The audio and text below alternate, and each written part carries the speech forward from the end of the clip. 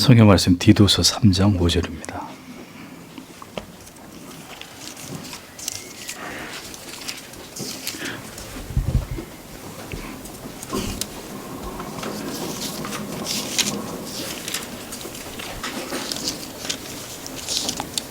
다 함께 한 목소리로 읽겠습니다.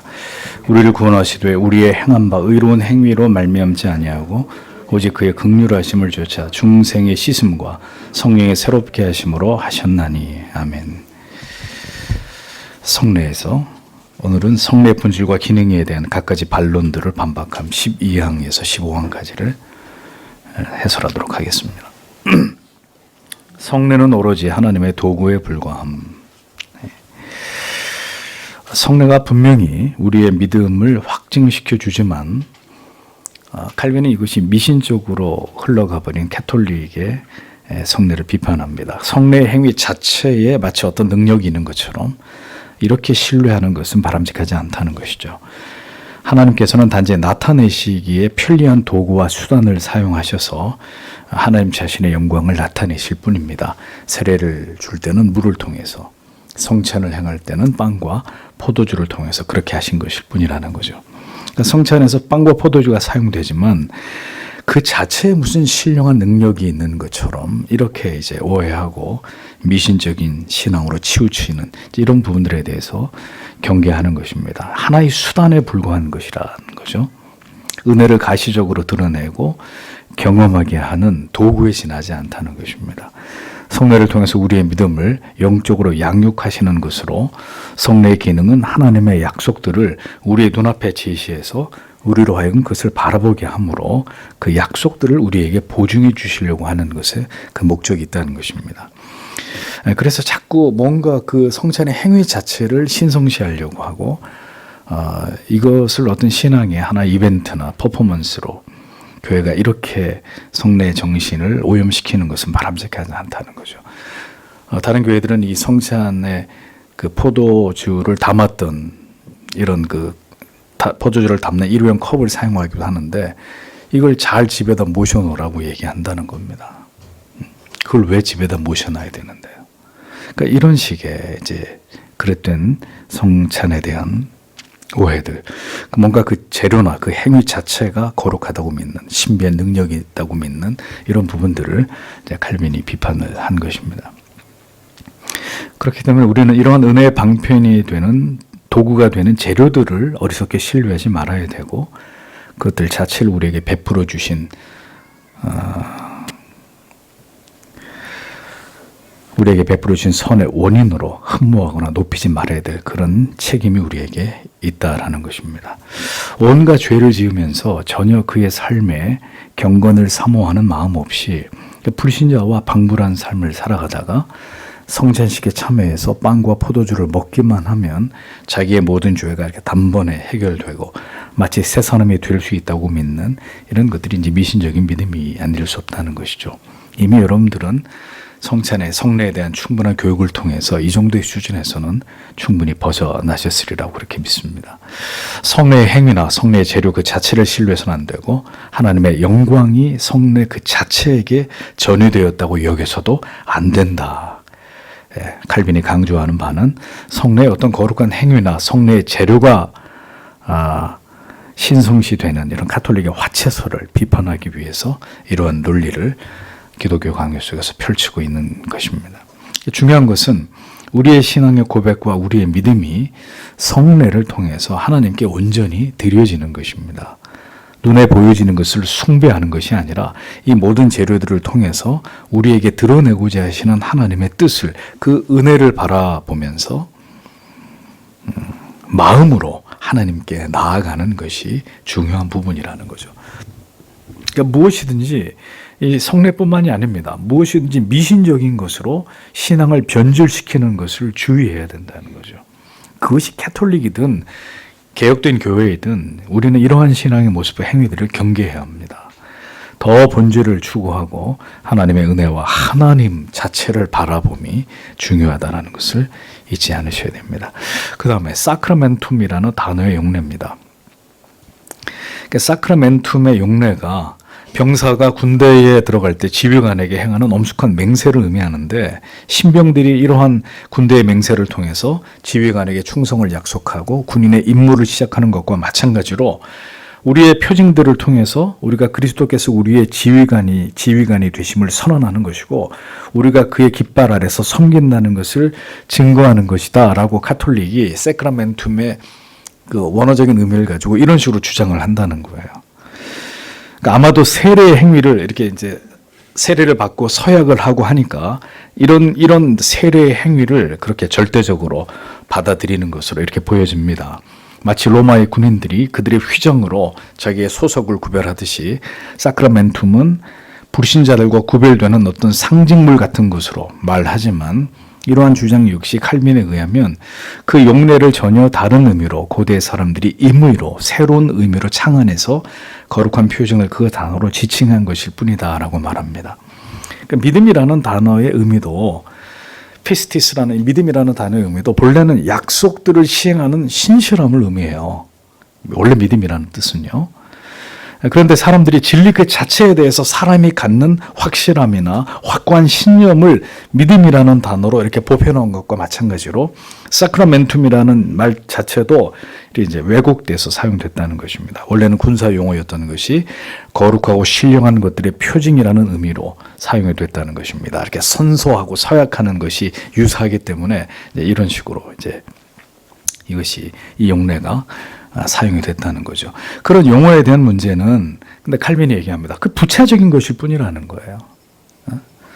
사크라멘툼 성례라는 그 성례 우리말로 이제 성례인데 사크라멘tum의 원래 의미가 그게 아니었다 할지라도 그 부차적인 것일 뿐이지 칼빈이 말하고자 하는 바는 이런 사크라멘tum이라는 라틴어 단어의 의미를 절대시하고 마치 성례를 받지 않으면 구원을 받을 수 없는 것처럼 여기는 이런 미신적인 태도라는 거죠. 성례는 이를 통해서 주께서는 그가 우리의 하나님이 되고 우리는 그의 백성이 될 것을 약속하시는 것입니다. 그러니까 중요한 것은 이런 용어를 가지고 논하는 것이 아니라 성례가 하나님을 향한 우리의 믿음을 돕는 것이고 부차적인 것은 성례가 우리의 고백을 사람들 앞에 증거하게 해준다는 이 의미라는 거죠. 그 용례를 어떤 식으로 정의하느냐가 중요한 게 아니라 그러니까 성례는 우리의 믿음을 돕는 도구와 우리의 가르침의 보조 수단으로서의 그 목적을 위해 사용하는 것이 아니라면 성례는 무의미한 것일 뿐이다라고 이야기를 합니다. 그래서 여러분들에게 말씀드리는 겁니다. 어떤 용어에 목숨을 거는 거 올바른 신앙이 아니라는 거예요. 어떤 용어에 집착하는 거. 그러니까 무엇인가 절대시하고 그것만을 지키려고 하는 이 확정 편향적인 그게 마치 신앙의 전부인 것처럼 이렇게 믿는 믿음을 주의하시라는 것입니다. 그러니까 중요한 것은 하나님을 향한 신앙의 분명한 고백이고 하나님을 경외하고 있는 그 영혼의 그 중심인 것이 무슨 말장난하는 것도 아니고 용어의 문제를 가지고 캐톨릭이 그렇게 하는 부분에 대해서 칼빈은 강하게 비판하는 것입니다. 중요한 것은 전혀 채워져 있지 않은데 정말 핵심적인 것은 채워져 있지 않은데 어떤 형식만을 목숨처럼 붙드는 이런 신앙의 기형적인 모습입니다. 올바른 신앙의 지식이 중요하지만 그것만을 움켜쥐고 그것을 붙들고 있으면 마치 자기의 믿음이 온전할 것이라고 믿는 이건 또 다른 종류의 미신이에요. 마치 성찬에 빵과 포도주가 신령한 무슨 힘이 있는 것처럼 믿는 것처럼 어떤 뭔가를 이렇게 붙들고 이것만 지키고 있으면 나는 바른 믿음을 가진 사람인 것처럼 착각하고 있는 그런 게 미신이 아니면 또 뭐가 미신이겠습니까? 우리가 참된 신앙과 지혜와 분별이 우리에게 필요한 부분이 아닐 수 없는 것이죠. 그 다음에 마술적인 성례관의 오류입니다. 자, 성례의 효력을 이렇게 약화시키고 올바른 사용을 부정하는 자들이 있는가 하면 성례에 마치 하나님의 신비한 능력이 부여되는 것처럼 여기는 그런 자들이 있었다는 거죠. 이러한 그릇된 지식으로 인해서 현혹된 사람들은 성례를 통해서 하나님의 특별한 은사를 찾으라는 거짓된 가르침을 통해서 하나님께로부터 도리어 멀어지고 진리보다 험악한 것들을 추구하게 된다라고 칼빈은 비판을 하고 있는 것입니다. 그러니까 성례에 참여하기만 하면 의로워지고 구원에 이를 수 있다고 믿는 이 같은 믿음은 극악 무도한 것으로 믿음과 전혀 상관없이 의를 약속해 주므로 영혼들을 멸망에 던져 넣는 것이다. 이렇게 칼빈이 말합니다. 믿음으로 말미암아 의로워지는 것이지 무슨 성찬에 참여하고 성례에 참여하는 것으로 의로워지고 구원받는다. 아니라는 것이죠. 성례에 참여하는 것으로 하나님의 은혜를 입고 구원에 이른다고 여기는 이 같은 신앙이야말로 미신적이고 올바른 믿음에 이르지 못하게 만드는 사악한 짓이 아닐 수 없다는 거죠. 그래서 캐톨릭은 아이가 태어나면 최대한 빠른 시간에 가서 세례를 준단 말입니다. 아이한테. 왜 그럴까요? 뭐 지금은 이제 그런 경우가 많지 않은데 옛날에는 아이가 태어나면 오래 살지 못하고 쉬 죽는 경우가 많으니까 가서 빨리 세례를 줘야 얘가 세례를 받음으로 이 아이가, 이 유아가 구원을 받는다고 믿었기 때문이에요. 그러니까 그 세례 행위 그 자체가 구원을 보증하는 것이 된다고 믿었기 때문에 세례 줘야 되는 거예요. 빨리 가서 죽기 전에. 그러니까 이런 믿음들을 우리가 어떻게 성경적인 믿음으로 우리가 받아들일 수 있겠냐는 거죠. 의의 원인이 성례에 있는 것처럼 사람들을 호도하고 미신적인 믿음에 붙들어 놓게 만듭니다. 결국 하나님께로부터 벗어나서 성례의 재료에 이끌리고 그것으로 안식을 찾게 되는 거죠. 그러니까 집에 갖다 놓고 그걸 쳐다보면서 그걸 이제 미신처럼 미신 같은 신앙으로 여기는 거예요. 하나님의 은혜가 그 성찬에 참여했던 잔을 이렇게 집에다 갖다 놓으면 마치 이렇게 그 가정의 보호를 받는 것으로 여기는 이런 참 우스꽝스러운 믿음을 갖게 만든다는 거죠. 누가? 지금의 개신교회들이. 잘못된 것입니다. 언제나 보여지는 것들을 숭배의 대상으로 삼는 신앙의 행위들은 지금도 성당에 가면 그때 캐톨릭만 그런 게 아니라 지금도 어렵지 않게 볼 수 있어요. 여러분들이 가까이 집 근처에 있는 성당에 가보세요. 제가 지난주에 명동에 갈 일이 있어서 저 재성 형제하고 명동 성당에 제가 구경을 시켜줬는데 그거 보세요. 올라오면서 다 이러고 올라오고 아무것도 없는데 막 이렇게 하고 절을 하고 이런 모습과 이런 겉모습과 행위를 통해서 안식을 얻으려고 하는 이런 신앙의 모습들. 그럼 과연 그런 것들이 캐톨릭 안에만 있느냐? 심지어 교회 안에도 존재하는 것입니다. 십자가 걸어놓고 그 앞에 가서 기도하고 집에 십자가 목걸이 같은 거 붙들고 그거 붙들고 기도하고 믿음과 상관없는 성례의 미신적 행위야말로 교리를 망치는 확실한 요소다라고 칼빈이 말합니다. 그러니 성례가 더욱 종교적으로 보이게 하고 신비하게 느껴지게 하고 인위적으로 더 감동적으로 만들려고 하는 시도들이 끊이지 않는 것입니다. 그건 캐톨릭만의 문제가 아니라 개신교회 안에서도 많잖아요. 뭔가 더 신비하게 보이고 거룩하게 보이고 뭔가 인위적인 감동을 자아내려고 하는 이런 시도들이 끊이지 않는 것입니다. 하나님의 말씀이 제시되는 것과 참된 믿음으로 받는 것 외에 성례에서 어떤 다른 것을 기대하는 것은 자기를 기만하는 것이다. 칼빈이 분명히 얘기하는 것입니다. 그러니까 구원의 확신이 성례에 참여하는지의 여부에 달려있는 것이 아니라고 칼빈은 분명히 못 박는 것입니다. 성례에 참여해야만 구원을 받을 수 있다는 저들의 주장을 명백히 부정하는 것이죠. 의롭다 하심의 근거가 성례가 아니기 때문입니다. 칭의는 오직 예수 안에 있을 뿐이라는 거죠.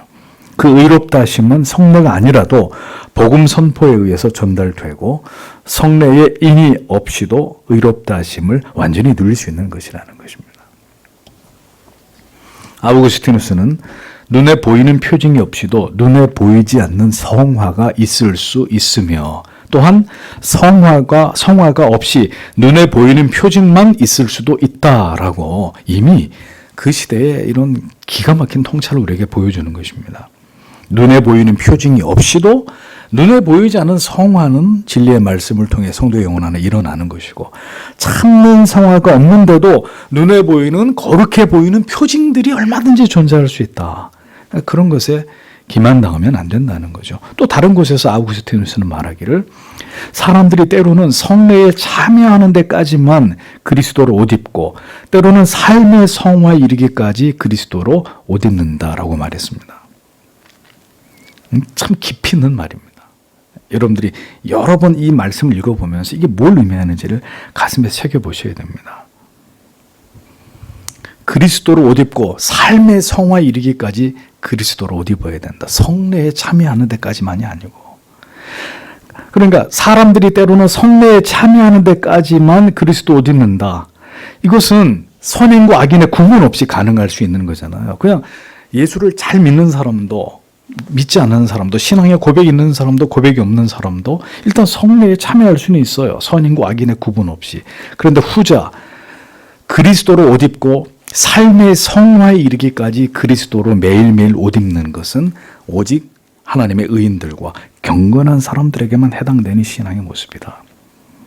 그러니 과거에 우리가 성례에 대해서 모를 때 얼마나 습관을 따라서 아무 생각 없이 성찬에 참여했습니까? 심지어 신앙의 고백도 없는 사람들조차도 교회가 무조건 다 그날 성찬식이 거행되면 다 빵과 포도주를 먹게 했잖아요. 얼마나 우리가 지금 무슨 가톨릭을 비판할 입장이 아닌 거죠. 개신교도 이렇게 어리석고 미련하고 무지하게 성찬을 남발하고 있잖아요. 우리가 많은 지식을 교리를 할 수 있습니다. 그러나 그것으로 그가 진정으로 경건하고 하나님과 지체들을 지극히 사랑하는 자라고 말할 수 있느냐? 아니죠. 지식과 교리가 지식과 교리에만 머물러 있다면 아무 의미가 없습니다. 그것은 자기를 드러내는 의로 사용될 뿐입니다. 겸손하고 온유하고 덕을 세우고 복음을 전하는 삶을 살아가야 되는 것이죠. 지식만 있고 전혀 경건하지도 거룩하지도 않고 무례하고 이기적이고 사랑도 온유도 겸손도 없다면 그는 또 다른 미신적인 신앙에 자기 자신을 얽매이고 있는 자일 뿐이라는 것입니다. 그러니까 신앙은 결코 어떤 가치만을 굳게 붙들고 그것이 전부라고 믿는 그런 어리석음이 아닙니다. 어리석음이 아닙니다. 우리는 지금 캐톨릭의 이러한 신앙을 비판하고 있지만 따지고 보면 우리 안에도 이와 같은 모습들이 분명히 존재한다는 말이죠. 어떤 중요하다고 믿는 그 가치관만을 굳게 지탱하고 있으면 내 자신이 가장 옳다고 여기려는 마음들. 많은 사람들이 그래서 개혁주의, 청교도 뒤에 줄을 서는 거예요. 교회는 또 그것을 굉장히 교회 간판처럼 내걸고 있는 것이고 마치 그것이 굉장히 건강한 지표나 되는 듯이 그것을 지향하고 그것을 말하는 것이 아니라는 것입니다.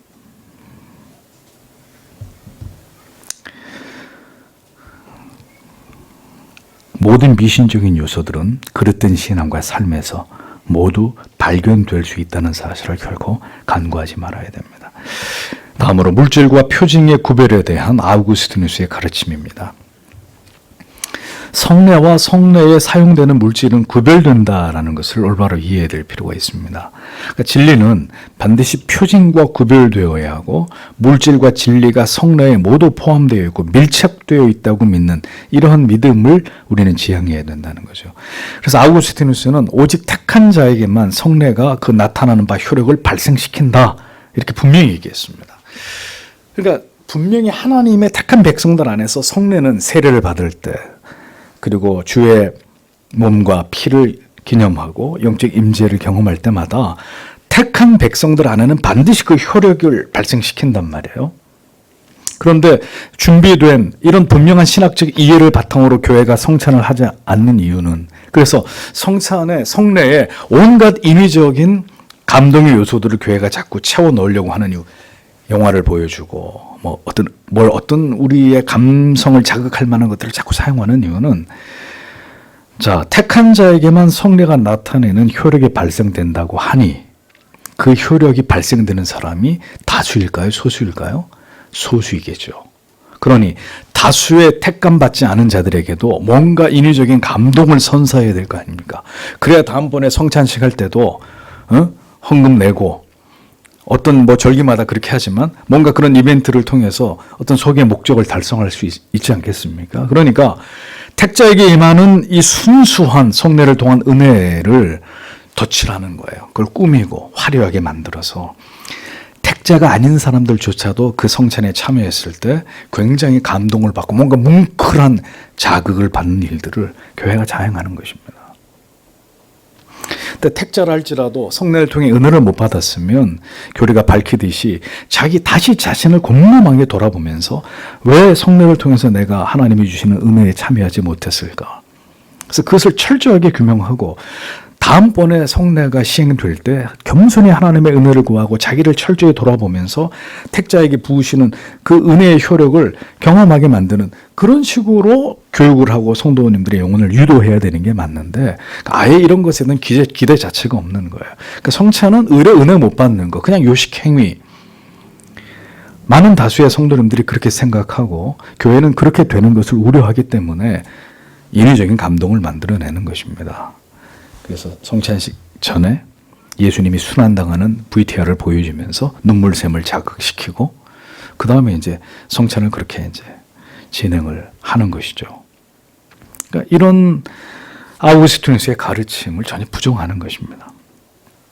성례는 모든 사람들에게 공통적인 것이지만 성례의 능력이 되는 은혜는 공통적인 것이 아니다라고 분명히 밝혔습니다. 또한 중생의 세례는 지금 모든 사람들에게 공통이지만 그리스도의 지체들을 중생케 하여 그 머리와 함께 있게 하는 은혜 그 자체는 모든 사람들에게 공통적인 것이 아니다. 모든 개혁신학은 이 택자와 불택자 하나님의 작정과 이 예정을 분명하게 얘기를 한단 말이죠. 하나님의 작정을, 선택과 유기를 모두를 위한 복음이 아니라는 거죠. 모든 세상을, 모든 사람들을 위한 은혜가, 참여하면 아주 자동적으로 그렇게 은혜를 받고 교회를 나오기만 하면 무조건 구원을 받는 것으로 그렇게 절대로 얘기하지 않습니다. 무조건 성례 머리만 들이밀면 하나님의 은혜가 있는 것처럼 그렇게 우리에게 가르치고 있지 않다는 거죠. 성찬에 대해서 말하기를 우리는 오늘도 눈에 보이는 빵을 받지만 성례와 또한 성례의 능력은 서로 다른 것이다. 수많은 사람들이 제단에서 받아 먹고도 죽으며 받아 먹음으로써 죽는 일이 어째서 생겨나는가? 주님의 잔은 유다에게는 독이었다.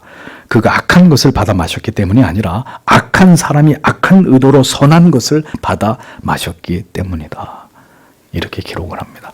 똑같이 복음을 들었는데, 똑같이 예수 그리스도의 복음을 들었는데 누구는 그 복음을 가지고 공산주의를 만들어내고 누구는 그 복음을 가지고 자본주의, 민주주의를 만들어내고 그런 거잖아요. 똑같이 성경에서 받았는데 어떤 사람은 악한 것을 받고 어떤 사람은 선한 것을 받고 성경이 잘못된 건가요? 악한 자가 하나님의 말씀과 하나님의 은혜를 악용하는 사람들이 있고 선용하는 사람들이 있기 때문이잖아요. 그리스도의 살과 피와 연합을 의미하는 이 물질의 성례를 어느 곳에는 날마다 주의 성찬으로 시행하고 또 어느 곳에서는 날짜에 간격을 두어 시행하는데 이것을 받고 생명에 이르는 사람도 있고 사망에 이르는 사람들도 있다. 그러나 그 성례를 구성하는 물질 그 자체는 그것에 참여하는 모든 사람들에게 생명을 주기 위한 것이고 어느 누구에게도 사망을 주기 위한 것은 아니다. 베풀어지는 성례 자체가 문제가 되는 것이 아니라 누가 그것에 참여하고 받아 먹느냐의 결과가 달라질 뿐이라는 것입니다. 먹은 사람은 죽지 않을 것이다. 즉 눈에 보이는 성례가 아니라 그 성례의 능력에 이르는 사람을 뜻한다. 다시 말해서 겉모양으로서가 아니라 속으로 먹는 사람, 곧 이로 씹는 사람이 아니라 마음으로 먹는 사람은 죽지 않을 것이다 라는 말이다. 아우구스티누스가 한 말입니다. 그러니까 성례의 핵심을 정확하게 통찰해서 설명한 내용이기 때문에 칼빈이 그대로 인용해가지고 이것을 소개를 하고 있는 것입니다. 성례뿐만이 아닙니다. 성도의 예배도 그렇고 여러분들이 하시는 말씀에 대한 묵상도 그렇고 여러분들이 개별적으로 개인적으로 가정과 교회 사는 기도도 그렇고 모든 것이 그것이 내면에서 하나님과 나와의 은밀함 속에서 이루어지는 것이 아니라면 거기에 조금이라도 뭔가 그것을 나를 드러내기 위한 목적으로서 그것이 이루어지는 것이라면 아무 의미가 없는 거예요. 생명과 무관한 것이 되고 마는 것입니다. 그러니까 이 진정성, 그러니까 늘 하나님의 말씀 앞에 진리의 거울 앞에서 나를 비춰보는 거예요. 내가 누구이냐 이거죠. 내가 나의 모든 신앙의 행위와 나의 삶이 누구를 위해서 누구에게 보이기 위한 것들이냐 과연 이것이 정직해져야 되는 것입니다. 그러니까 정직하려고 하는 자에게 하나님은 그 자신의 모습을 정확하게 보여주십니다. 끊임없이 외식과 가식으로 자기를 덮으려고 하고 치장하려고 하는 사람들에게는 자기의 실체가 보이지 않습니다. 정말 자기가 누구인지를 하나님께로부터 깨닫기를 기도하고 주님 이 죄인을 불쌍히 여겨달라고 하나님의 긍휼과 자비를 구하는 자에게 하나님이 그의 실체를 실존을 보게 하고 그에게 필요한 은혜를 하나님이 부어주시는 것입니다. 제일 신앙에서 무서운 것은 가식과 위선이에요. 누가 그랬어요? 바리새인들이, 서기관들이. 누구나 성찬의 자리에 앉아 있기만 하면 기계적인 은혜를 받는 것이 절대로 아닙니다. 누구든지 바른 교리, 그것을 지식적으로 알기만 하면 그가 올바른 믿음을 가진 자라고 착각하지 마세요. 착각하지 마세요. 그것이 그의 인격과 삶을 변화시키고 자기를 드러내어 교회의 덕을 무너뜨리는 것이 아니라 모두를 유익되게 하고 자기는 하늘의 미랄처럼 썩어지는, 그래서 진정으로 그리스도가 드러나는 그런 인격과 믿음이라야 그에게서 교리와 모든 지식은 진정한 축복이 되는 것입니다. 그 사람의 영혼 속에서. 성례를 받는 자들의 무가치함 때문에, 즉 마음을 다해 올바르게 자기를 돌아보아 겸비함으로 성례를 준비하지 않고 기계적인 미신적인 성례에 참여로 인해서 성례가 그 안에 담겨진 진리와 이렇게 분리되므로 결국 허망하고 쓸모없는 무가치한 것이 되고 만다라고 칼빈은 일가를 합니다. 거기까지만 가면 다행이게요. 성례에 잘못 참여하다가 깊이 잠든 사람, 죽은 사람도 있는 거예요. 병에 걸리는 사람도 있고 하나님의 징계가 임해서. 지당한 말입니다. 진리 없이 표징만 받지 않고 표징과 함께 성천의 재료를 받기 위해서는 성경의 말씀을 믿음으로 받아들여야 된다. 그렇게 될 때 성례를 통해 그리스도와의 하나된 교제를 누리는 유익을 얻을 수 있는 것입니다. 이러한 논리는 신앙의 모든 것에 비롯됩니다.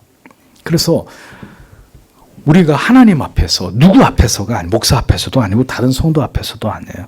우리가 하나님을 예배하는 모습, 우리가 하나님께 찬송을 부르는 모습, 우리가 하나님 앞에 기도하는 모습, 아무도 보지 않는데 나 혼자 그렇게 하는 그 모습이 그가 누구인지를 증명하는 거예요. 그래서 아무리 여러분들이 교리와 하나님의 말씀에 대한 지식이 출중할지라도 우리가 드리는 예배 가운데 생명이 없어요. 찬송을 부르는데 저 사람이 찬송을 부르는지 입은 벌리지도 않고 기도하는데 전혀 감격스러움이나 뜨거움도 없이 기도 시간에 졸음으로 일관한다든지, 하나님이 보실 때 올바른 믿음이 아닌 것이죠. 그러니까 늘 그 진정성, 오늘도 내가 하나님 앞에 서 있다. 이 시간에 내가 하나님 앞에 서서 하나님의 말씀을 듣고 성령과 나의 영혼이 교감하고 하나님의 은혜를 지금 내가 맛보고 있다. 이런 생생한 어떤 그런 신앙의 의식을 가지고 모든 신앙의 내용들을 우리가 채워가야 된다는 것입니다. 예배 자리에 단순히 앉아있는 것만이 중요한 것이 아니라 간절히 하나님의 은혜를 받기 위해 마음과 영혼을 기울이며 간절한 기도로 자신의 영혼을 겸비하게 낮추어서 하나님의 말씀을 받는 일에 집중하지 않는다면, 그렇게 예배 시간이 그냥 졸음으로 일관되고 예배 이후에 속히 예배당을 벗어날 생각만으로 이 자리에 있다면 그것은 결코 우리의 영혼이 하나님 앞에서 어떤 유익도 얻을 수 없는, 여전히 영혼이 그 깊은 흑암 가운데 있게 만드는 것, 그렇게 나를 지금 방치하는 것에 다를 바가 없다라는 것을 알아야 합니다. 그럼 그 예배를 통해 하나님의 은혜를 사모하고 간절히 하나님을 찾고자 하는 마음은 여러분들이 일상의 삶에서 얼마나 하나님 앞에 예배적 삶을 살았느냐와 비례하게 되는 것입니다. 사는 것만큼 예배하고 하나님을 간절히 예배한 만큼 신자는 세상에서 살아가게 되는 것입니다. 절대로 이것이 괴리되지 않습니다. 진리에 대해서 마음을 기울이고 그 은혜를 사모하는 마음이 없다면 어떤 것으로도 영혼의 생명의 유익은 존재하지 않는 것이다. 여러분 잘 이해하시고 부디 세상을 살아가는 가운데, 다시 말씀드리지만 과도히 세상의 많은 것을 빼앗기지 마십시오. 마음의 겹겹에 영혼의 창을 걸어 잠그고 노아의 방주에 하늘을 향해 난 오직 하나의 창문만 있어서 하나님만을 바라보게 했듯이 우리의 영혼에도 창문 하나만 열어서 하나님께로부터 쏟아지는 은혜, 그 위로, 그 기쁨, 그 충만한 성령의 도우심만을 바라면서 성도는 그렇게 세상을 지나가야 합니다. 사방대 창문을 다 열어놓고 모든 것들이 쏟아져 들어오게 만든 상태에 그 영혼에 어떻게 하나님의 심오한 은혜가 임하고 그 영혼을 살리고 새롭게 하고 수술하고 영혼에 더 힘을 얻게 만드는 강력한 확신과 소망에 사로잡히게 되는 그런 일들이 일어나겠습니까? 부디 하나님의 말씀에 진력하고 경건에 이르기를 훈련하면서 마지막 시대는 그렇게 성도가 깨어서 오직 하나님만을 바라면서 지도적 사명을 감당하면서 주님을 섬겨 나아가는 그런 신자들이 되셔야 될 줄로 믿습니다. 오늘도 주신 말씀을 생각하면서 하나님 앞에 다 함께 기도하도록 하겠습니다.